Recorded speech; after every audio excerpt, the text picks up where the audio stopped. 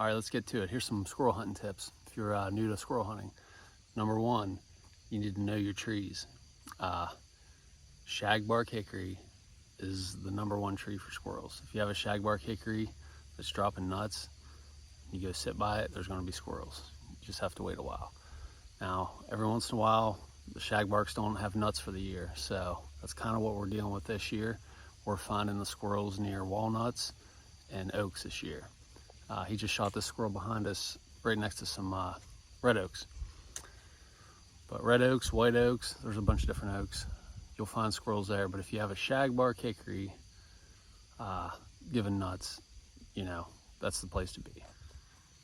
All right, tip number 2. If it's dry and crunchy out like this, like it is right now, you're gonna have to sit longer. You have to find a good spot. Don't get too close to the tree that you wanna hunt under. If you see some oaks or hickories, you wanna stay a little ways back, kind of sneak in and sit down. You're gonna have to wait longer because it's louder. You know, early in the morning when there's a dew on, you can walk around. When you're walking around, keep your eyes on the treetops. Watch for branches shaking. If there's a squirrel up in it, they'll be jumping from branch to branch, running around. You gotta listen too. You'll hear nuts falling. You'll hear their nails climbing up trees. So if it's not crunchy and loud, you can sneak around, watch around. You find a good spot, sit for a little bit. If it's like it is right now, you're gonna have to sit and wait longer, just because the squirrels are gonna hear you. Now, even if the squirrels see you or hear you, if you sit back down, after a little while, they'll start to calm down and come back out again. All right, another thing. Where we hunt here, we seem to find this more open woods that's behind me here. We seem to see a lot more fox squirrels, red squirrels. And then the thicker stuff that's back this way, that's where we shot this gray squirrel. They always seem to be in the thick stuff.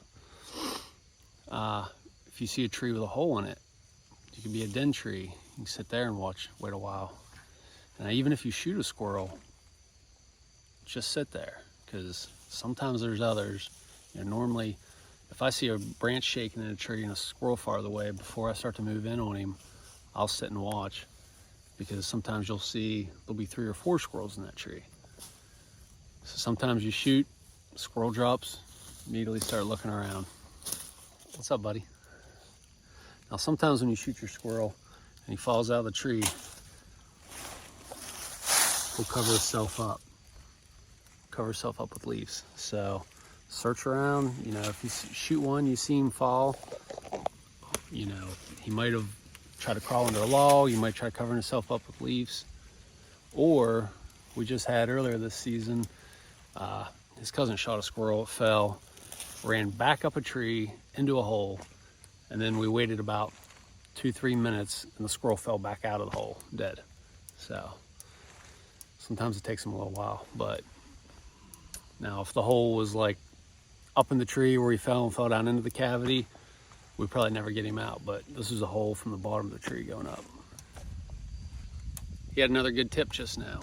When you're walking, don't drag your feet. Hey, don't drag your feet. Pick your feet up, walk slow. The more you drag your feet, the louder it's gonna be. If you're stepping on loud branches, you know, it's gonna be louder.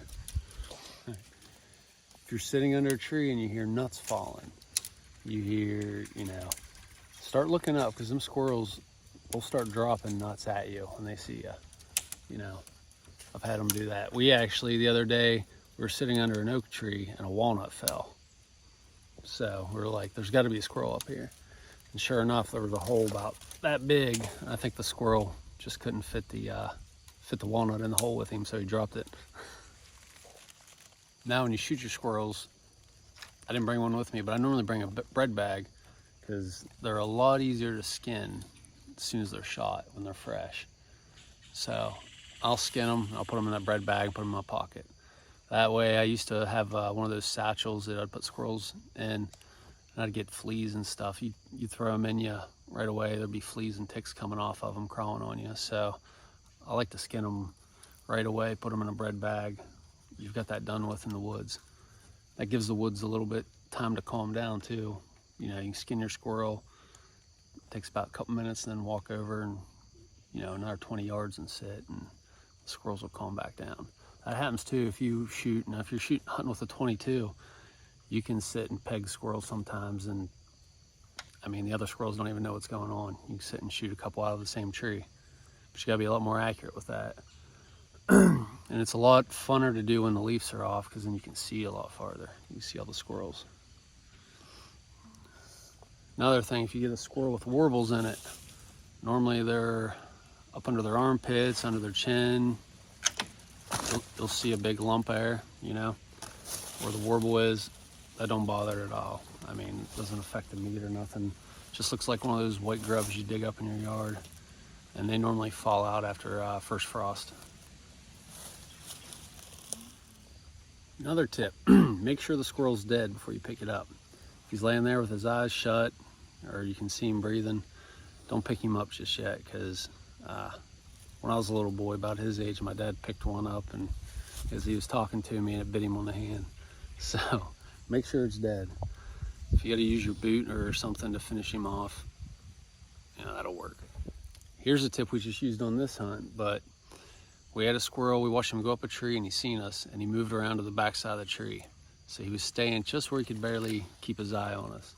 So I picked up a log, and I threw to the other side of the tree. And as I threw it, he came back around the log where he could shoot.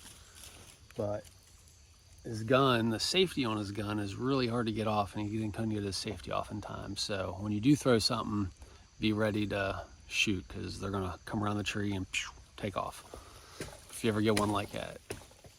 All right, if you guys have any tips for us, leave them in the comments. Thanks.